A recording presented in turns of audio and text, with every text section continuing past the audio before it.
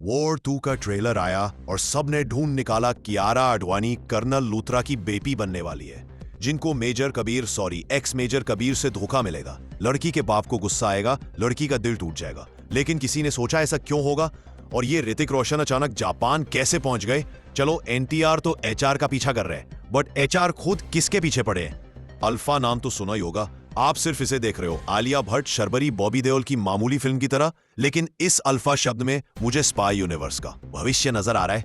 Point number 1, काफी लोग बोल रहे हैं कर्नल लूथरा ही इस स्पाई यूनिवर्स के असली विलन होंगे, क्योंकि ये बंदा जरूरत से ज्यादा सबको जानता है। वॉर 1 को वॉर 2 से जोड़ा, फिर पठान में जिम और कबीर को आपस में जोड़ दिया। ये लूथरा के दिमाग में पूरा स्पाई यूनिवर्स का कच्चा चिट्टा मौजूद है। कहीं ऐसा तो नहीं लूथरा सर गुरु द्रोणाचार्य की तरह है? वो महाभारत में कौरवों की तरफ से ही लड़ेंगे, चाहे वे कितने गलत क्यों ना हो। ये अपनी लॉयल्टी चेंज नहीं करेंगे। लेकिन द्रोणाचार्य ने पांडव और कौरव दोनों को बचपन में पढ़ाया था, यानी लूथरा साहब इधर स्पाई यूनिवर्स को ट्रेन कर रहे थे, बट अंदर से कौरवों की जंग लड़ रहे थे। क्योंकि कुछ तो ऐसा हुआ है जिस वजह से कबीर भैया ने लूथरा को ही किडनैप कर लिया है। क्या पता वॉर 2 में फाइनली लूथरा के चेहरे से मास्क हट जाए, जिसके पीछे विलन निकल आए। वैसे इस फिल्म में अनिल कपूर का भी स्पेशल रोल है, अच्छा खासा 10 से 15 मिनट वाला। वो क्यों है आगे पॉइंट नंबर 6 में बताऊंगा। फिलहाल पॉइंट नंबर 2, कियारा आडवाणी लूथरा की बेटी है। ये तो साफ साफ पता चल गया, और मेरे हिसाब से ये कबीर के साथ जो फाइट चल रही है वो अपने पापा को उससे छुड़ाने के लिए होगी। लेकिन ये जो हॉट सीन्स आ रहे हैं वो पता नहीं क्यों पठान में दीपिका की याद दिला रहे हैं। कहीं कोई रेस फ्रेंचाइज जैसा ट्विस्ट तो नहीं छुपा रखा है? अगर खालिद गद्दारी कर सकता है तो क्या कियारा आडवाणी लूथरा की बेटी बनने का नाटक नहीं कर सकती? वो भी सिर्फ कबीर के नजदीक जाने के लिए और बदले में पूरे स्पाई यूनिवर्स पे जासूसी करने के लिए। लेकिन इतना दिमाग मुझे लगता नहीं है ये लोग इस्तेमाल करेंगे। स्पेशली जो ये पोस्टर में कियारा आडवाणी का लुक है, वो विलेन कम और ऑफिसर ज्यादा लग रही है। तो बस ये हार्ट ब्रेक के लिए फिल्में होंगी, इसके ज्यादा चांसेस है। पॉइंट नंबर 3, क्या खालिद वापस आ सकता है? स्पेशली तब जब ट्रेलर में जानबूझकर उनका एक सीन डाला इस फिल्म को पुरानी वॉर 1 से जोड़ने के लिए। देखो, ये तो मानना पड़ेगा, जब से वॉर 2 का टीजर ट्रेलर देखा है, हर किसी को टाइगर श्रॉफ की असली कीमत समझ आने लगी है। पब्लिक उनको मिस कर रही है। वॉर 2 में उनका वापस आना बहुत मुश्किल है। लेकिन हाँ, पास्ट फ्लैशबैक्स में इनकी कहानी का इस्तेमाल जरूर होगा, 100% होगा, जिसमें टाइगर का कैमियो भी दिखाया जाएगा। पॉइंट नंबर 4, एनटीआर का स्पाई यूनिवर्स से जुड़ना प्रोफेशनल कम और पर्सनल ज्यादा लग रहा है। वैसे मेरे हिसाब से तो ये सेम उसी दुश्मन से लड़ रहे जिन्होंने जिम को किडनैप किया था। तो चांसेस बनते हैं ना एनटीआर जिम के भैया हो, और पठान में जिम की विदाई के बाद वो अपने भाई को ढूंढ रहे, और शुरुआत उसके बेस्ट फ्रेंड कबीर से की गई है। पहले उस दुश्मन के पास गए जिन्होंने जिम के पास गए परिवार को मार डाला था।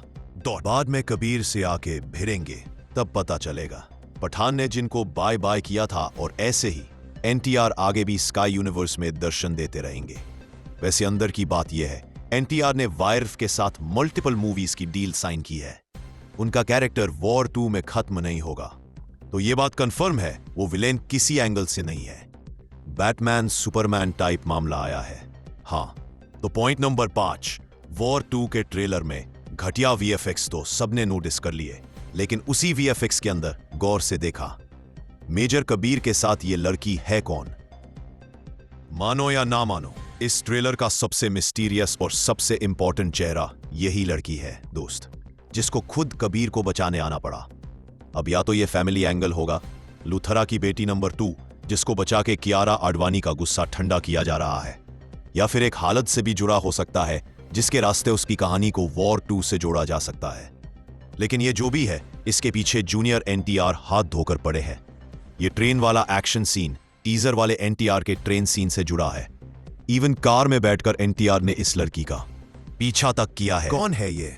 लेकिन सबसे जरूरी है पॉइंट नंबर 6, विक्की कौशल मैं पहले भी बता चुका हूं, वो आगे कंटिन्यू नहीं करेगा। उसको चाहिए नए कैरेक्टर, नई कहानी, नई फिल्में, और पर्दे के पीछे वायरफ विक्की कौशल दगड़ी प्लानिंग हो चुकी है ऑलरेडी। वो स्पाई यूनिवर्स में ना सिर्फ हिस्सा लेंगे बल्कि आगे चल के स्पाई यूनिवर्स में नई जनरेशन को लीड भी करेंगे, बनने वाले हैं। अब थोड़ा सा तुक्का लगा रहा हूं, क्या पता सरी बैठ जाए। आलिया और शरबवरी जिस दुश्मन का पीछा कर रही हैं, उसके बारे में अनिल कपूर वॉर 2 में ऋतिक को भी बता चुके हैं, और इसीलिए अचानक से मेजर कबीर इंडिया छोड़कर जापान चले गए हैं अल्फा का पीछा करने के लिए। अल्फा सिर्फ फिल्म का नाम नहीं, स्पाई यूनिवर्स का मेन विलेन कैरेक्टर हो सकता है। ये अल्फा कोई और नहीं, विक्की कौशल निकल जाए तो मजा ही आ जाएगा। इनके पीछे team HR, NTR, team Alia Shabari सब मिलके हाथ धोके पड़ जाए, तब स्पाई यूनिवर्स पाकिस्तान से हटके चाइना जापान पहुंच जाएगा। लेकिन पॉइंट नंबर 7 आपको हिला के रख देगा, क्योंकि मेरे हिसाब से अल्फा अकेला नहीं आएगा। उसके पास वो पूरी टीम होगी जो अभी तक स्पाई यूनिवर्स में तबाही मचा रही थी। बैड गाइज ऑफ वायर, जिसमें जिम का कमबैक 1000% पक्का है। इवन अल्फा में बॉबी देओल एक नए विलेन की तरह आने वाले हैं। क्या पता ये सब मिलकर जोया रुबाई सबको मार ही डाले और पाकिस्तान का कनेक्शन ही खत्म कर दे, फिर बाद में कभी इस सबको इमोशनल टाइगर पठान के बदले से जोड़ दे। कंफर्म बात यह है विक्की कौशल आ रहे हैं और शायद अल्फा इनका ही कोड नेम है, जिस तक पहुंचने के लिए हमें पहले वॉर 2 और बाद में आलिया भट्ट की फिल्म से होकर गुजरना पड़ेगा। और इस पूरे विलेन एंगल का मास्टरमाइंड शुरुआत से ही स्पाई यूनिवर्स के पांडवों पर नजर रख रहा था। कर्नल लूथरा और उसका दुर्योधन अब इस वॉर को वर्ल्ड वॉर में बदल देंगे। भाई मेरा दिमाग यहाँ पे चलना बंद, अब आपकी बारी है, अपना दिमाग स्टार्ट कर दो। कमेंट सेक्शन खुला है, स्पाई यूनिवर्स को अपने हिसाब से आगे बढ़ाओ। Take care, bye bye.